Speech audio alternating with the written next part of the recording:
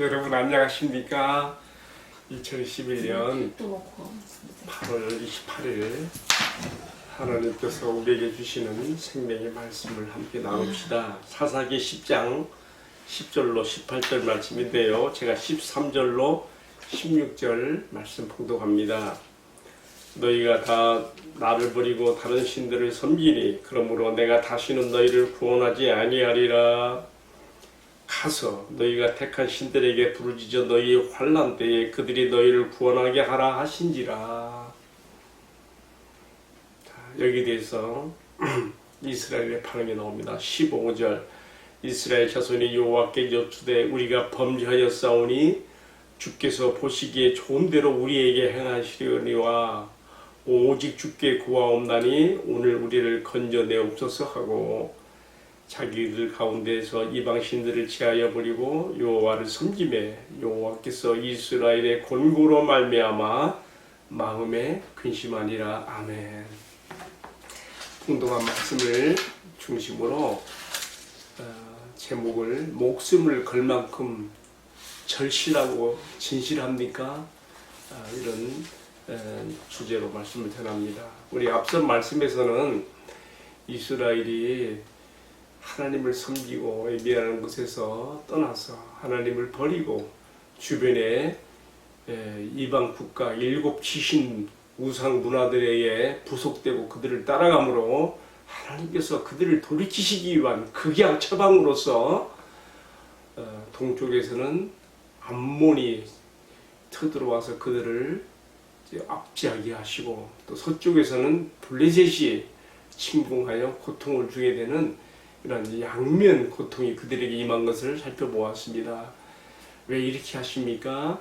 결국은 그들을 돌아오게 하시는 하나님의 사랑의 또 다른 표현이지요.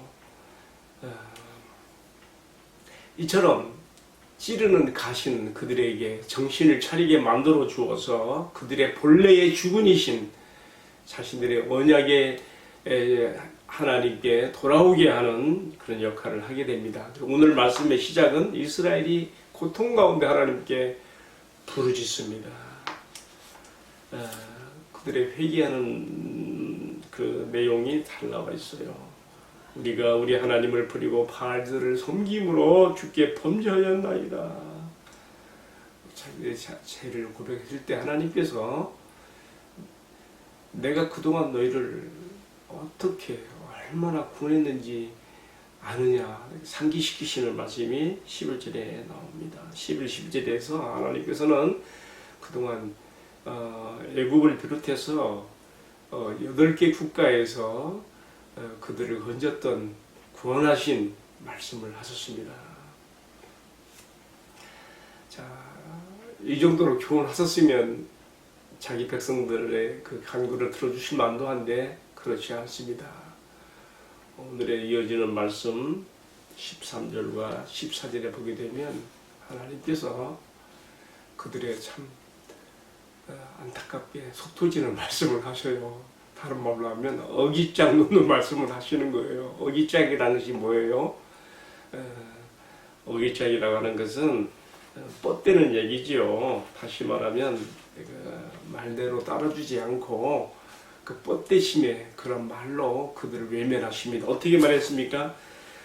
너희가 나를 다 버리고 다른 신들을 섬기니 내가 다시는 너희를 구원하지 않을 것이다. 가서 너희가 택한 신들에게 부르짖어서 너희 환난 때 너희를 구원하게 하라.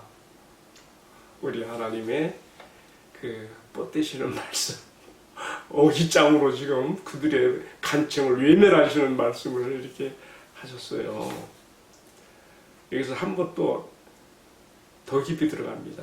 14절입니다. 가서 너희가 택한 신들에게 부르짖어 너희 환난 때 그들이 너희를 구원하게 해봐라 말이에요. 여러분 이스라엘의 이 부르짖음에 대한 하나님의 이러한 반응은 어떻게 나온 것일까요? 저 이 점이 참 궁금해요. 지금 우리가 18절 말씀에 근거하면 이 고통 가운데서 이 지파의 대표들, 방백들이 모여있는 그런 회의를 한 것 같아요. 근데 그 가운데 어느 누군가의 입으로 나왔거나 우리 뭐 선지자가 했다는 말이 없으니까요. 아니면 그들에게 양심의 소리로 들렸던가 이런 형태로 왔을 거라고 생각을 해보게 됩니다. 하나님께서 그들의 간청을 들어주지 아니하시고 마치 의식장 놓으시고 뻗대시는, 그래서 너희가 의지한 신들에게 너희를 구원하게 하라고 하는 그런 으름장을 놓는 것을 볼 수가 있습니다. 참 하나님 편에서도 이렇게 하실 수밖에 없는 그 마음을 100번, 1000번 이해하게 돼요. 왜냐하면 그동안 얼마나 많이 이러한 악순환을 반복했습니까? 그런데 여기서 이스라엘 백성들의 진실한 회개 모습이 보여요. 혹시 후에 가서 또다시 배신하게 될지는 모르지만 일단 그 순간만큼은 그들이 목숨을 걸 만한 절실함으로 진실함으로 하나님 앞에 매달려요. 15절에 나오지요.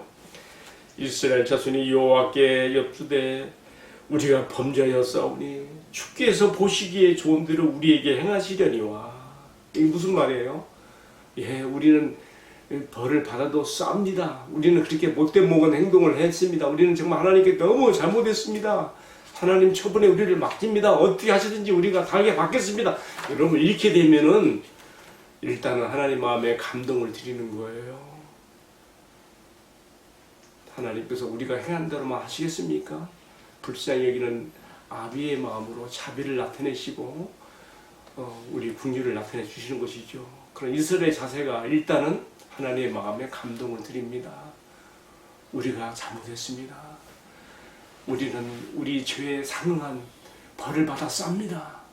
주님이 원하시는 대로 우리에게 행하십시오. 그러나 이번만큼 우리를 건져 주십시오. 이쯤 되면 하나님의 구약 처방이 효과를 발휘한 거 아니겠어요? 하나님께서 이렇게 해서라도 자기 백성을 돌이켜 주시는 것이죠. 저는 15절, 16절이 참 마음의 감동으로 닿아져요. 16절 말씀에는요, 이스라엘이 이처럼 하나님 앞에 말로만, 입 바른 소리로만 회개하는 것이 아니라 진실로 하나님의 참 도움을 힘입고 구원받기를 원하면서 그들이 자기들의 가운데 있는 이방의 신들을 버리고, 16절 이렇게 써있어요. 자기 가운데 이방 신들을 제하여 버리고 여호와를 섬김에, 어떻게 됐어요? 그 다음에 이어지는 말씀은 여호와께서 그들의 곤고 고통을 보시고 마음에 약해지시고 근심하게 되셨다고 이렇게 보여주고 있습니다. 여러분 이렇게 하나님께서 그들에 대해서 다시 마음을 여시고 근심과 동정의 마음으로 나오시면 일단은 문제가 해결되는 길이 열리지 않겠습니까? 이 문제를 주신 것도 그의 손에서 나왔으므로 이 문제 해결도 그의 손에서 해결될 것이 아니겠습니까? 자, 오늘 여기까지의 말씀을 살펴보고요. 이 말씀 어떻게 적용할 것인가 한번 생각해 보겠습니다. 적용이 중요하죠. 때로 우리가 하나님 앞에 어떤 문제 해결을 위해서 간구할 때에 정말 하나님께서는 우리의 속마음을 알고 싶어 하십니다. 그것이 회개의 기도든 아니면 어떤 그것을 얻고자 하는 간청이든 문제의 어떤 그 해결을 위해서 간청할 때에 하나님께서는 내가 입 바른 소리로 하는 건지 언제 유기모면용으로 하는 건지 아니면 정말 하나님 앞에 목숨을 걸 만큼 절실하고 진지하게 매달리는 것인지 알고 싶어 하십니다. 우리가 신약 성경에서도 이런 모습을 볼 수가 있어요. 예수님께서 갈릴리 사역의 말기에 두로와 시돈 지방으로 갔을 때에 그 지방에 사는 한 여인이 자기 딸이 흉하게 힘들려서 죽어가는 그런 고통 가운데 있을 때 예수님이 그 마을에 왔다는 말을 듣고 예수님을 찾아가지요. 어쩌면 예수님은 이 여인 한 사람을 보고 그 지방으로 갔을 것이다라고 생각할 수도 있습니다. 왜요? 요한복음 4장에서는 수가성 우물가 사마리아 여자 하나를 보고서도 찾아간 거 아니겠어요? 우리 주님이처럼 한 영혼, 한 사람에 대해서 소중히 여기시고 그 한 사람을 위해서도 찾아가시는 우리 주님의 마음을 엿볼 수가 있어요. 그 스브론에게 여인이 뒤에서 막 소리쳐 부르짖습니다. 내 딸이 흉악히 귀신 들려 죽어가오니 주여 고쳐주시옵소서, 고쳐주시옵소서. 근데 주님께서 어떻게 했어요? 침묵일간 무응답으로 일관하셨어요. 오죽하면 여자들이 다도 성가시고 답답하니까 주님 어떻게 좀 해서 돌려보내시지요. 그때 주님이 뭐라 했습니까? 이 여인을 향해서 자녀의 떡을 취하여 개들에게 던져 줌이 마땅치 아니하다.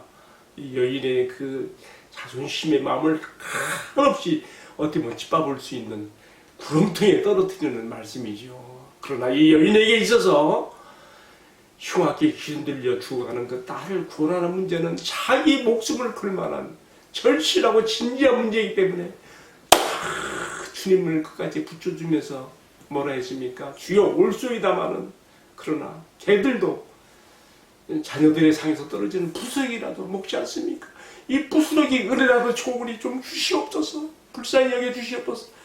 그때 주님께서 내 믿음이 크도다 여인을 칭찬하시면서 그 여인의 그 깊은 속마음을 다 좀 들여다보시고 아시면서 그 흉악히 귀신 들려 죽어가는 그 딸을 고쳐주시고 구원해주지 않았습니까? 여러분 이것들 오늘 사사기 10장에 나오는 말씀이나 예수님과 스보르니의 여인의 사이에 있었던 이런 이야기들이 다 우리에게 무엇을 말하는 것이겠습니까?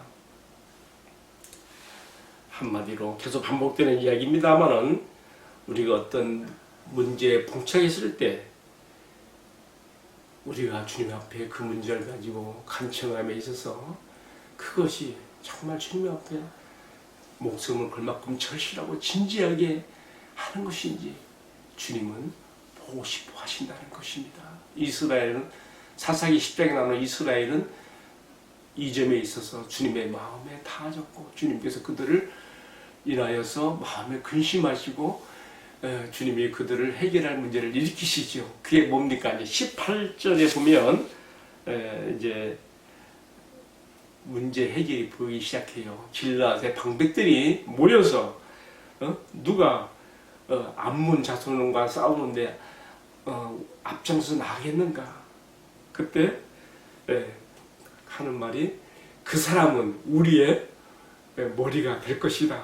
여기서 이제 이어지는 말씀에 사사 입다의 어떤 등장, 출현이 한 배경이 되고 있는 말씀이죠. 하나님께서는요, 어떤 큰 일을 이루고자 하실 때에 먼저 그 상황과 배경을 만드셔요. 예를 들면 다윗을 이스라엘의 왕으로서 앞으로 등장시키기 위해서 그 배경으로 어떤 일이 벌어집니까?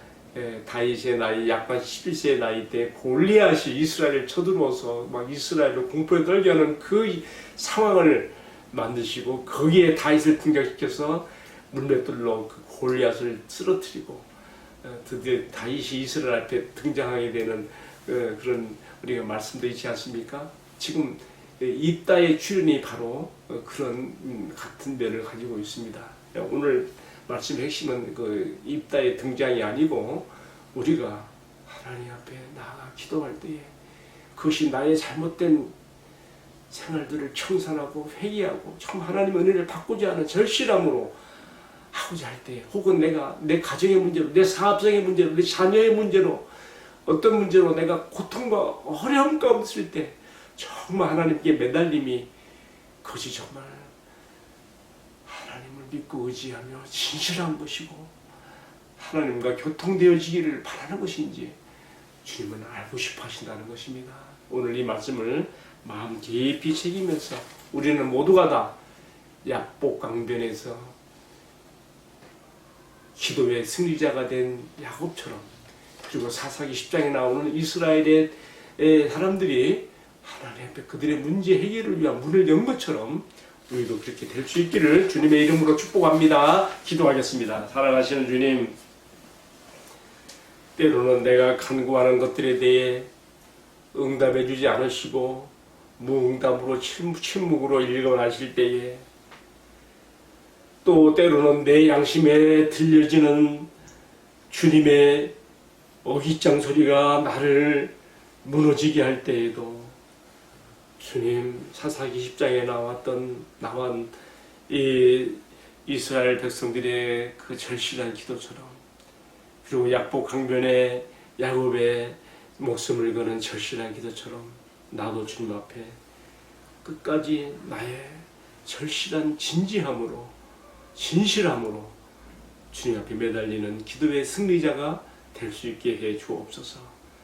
모든 말씀을 예수님의 이름으로 기도하옵나이다. 아멘. 네, 마쳤습니다. 감사합니다.